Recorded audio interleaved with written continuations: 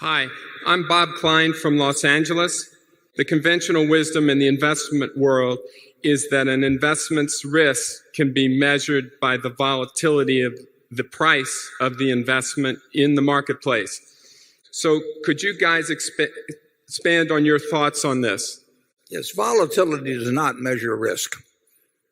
And the problem is that the people who have written and taught about volatility do not know how to measure, or taught about risk, do not know how to measure risk.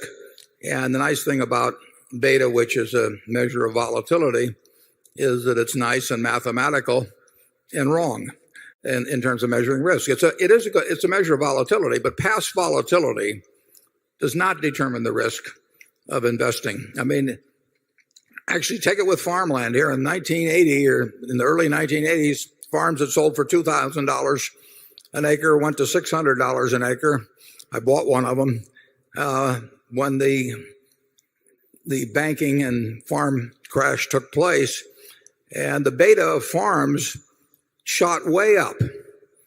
And according to standard economic theory, market theory, I was buying a much more risky asset at $600 an acre than the same farm was at $2,000 an acre. Now, people, because farmland doesn't trade often and prices don't get recorded, they would regard that as nonsense, that my purchase at $600 an acre of the same farm that sold for $2,000 an acre a few years ago was riskier. But in stocks, because the prices jiggle around every minute, and because it lets the people who teach finance use the mathematics they've learned, they have, in effect, they would explain this away a little more technically, but they have in effect, translated volatility into all kinds of past volatility in terms of all kinds of measures of risk. And it's nonsense. Risk comes from the nature of certain kinds of businesses. It can be risky to be in some businesses just by the simple economics of the type of business you're in. And it comes from not knowing what you're doing.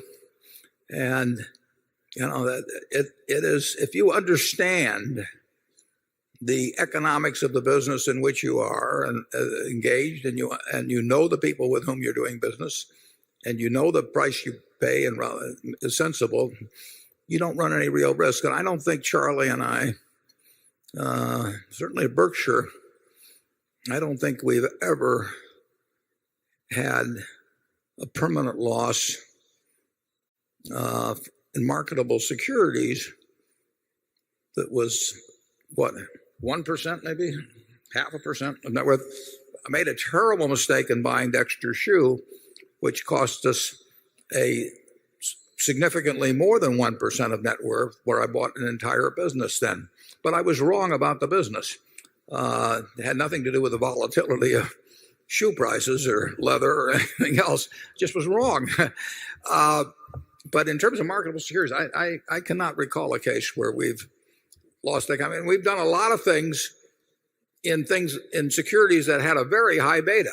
We've done a lot of things in securities that had a low beta. It just, the whole development of volatility as a measure of risk, it's really occurred in my lifetime, and it's been very useful for people who wanted a career in teaching, but it is not. We've never found a way for it to be useful to us. Charlie? Well, it's been amazing that both corporate finance and investment management courses, as taught in the major universities, we would argue it's at least 50% twaddle. And yet these people have very high IQs.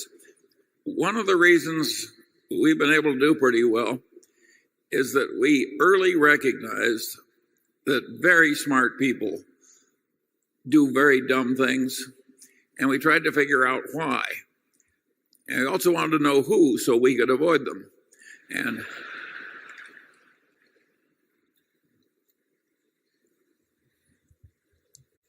we will not run big risks at Berkshire. Now, we will be willing to lose, as I put in the annual report, $6 billion in a given catastrophe.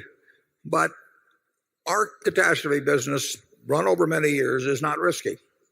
A roulette wheel will occasionally pay off at 35 to 1. And that sounds like you're paying out an awful lot of money compared to the amount bet on one number. But I would love to own a lot of roulette wheels.